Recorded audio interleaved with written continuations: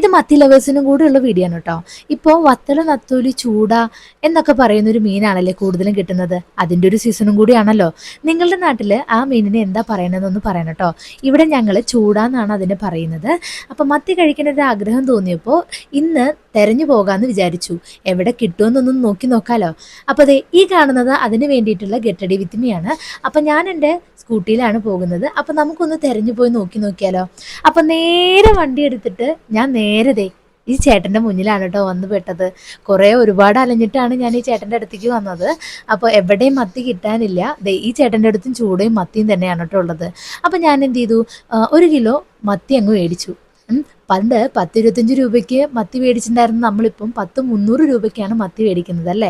അപ്പോൾ അത് മേടിച്ചിട്ട് ഞാൻ നേരെ വിട്ട് നമ്മുടെ വീട്ടിലോട്ടാണ് കേട്ടോ പോയി നമ്മൾ ക്ലീൻ ചെയ്യാൻ വേണ്ടിയിട്ട് എടുത്തിട്ട്. നല്ല നാടൻ മത്തി, അടിപൊളി മത്തിയാണ് കേട്ടോ, ഒന്നും പറയാനില്ല. അതിനെ ക്ലീൻ ചെയ്തിട്ട് അതിൻ്റെ പഞ്ഞിലൊക്കെ നമ്മൾ എടുത്തു. ഞങ്ങൾ പഞ്ഞിൽ എന്നൊക്കെ പറയാറുണ്ട്, മീൻ മുട്ട എന്നൊക്കെ പറയൂ കേട്ടോ. അപ്പോൾ ക്ലീൻ ചെയ്തിട്ട് അമ്മയുടെ കയ്യിൽ നേരെ കൊണ്ട് കൊടുത്തപ്പോൾ അമ്മ അതിനെ കറിയാക്കിയിട്ട് വെച്ചു കേട്ടോ. അപ്പോൾ അതിൻ്റെ ഇടയ്ക്ക് ഞാൻ മറക്കാൻ വേണ്ടിയിട്ട് കുറച്ച് മത്തി കൂടി മാറ്റി വെച്ചിട്ടുണ്ടായിരുന്നു. അപ്പോൾ വറക്കാനുള്ള മത്തിയും കൂടി ഞാൻ സെറ്റാക്കി വെച്ചിട്ടുണ്ട്.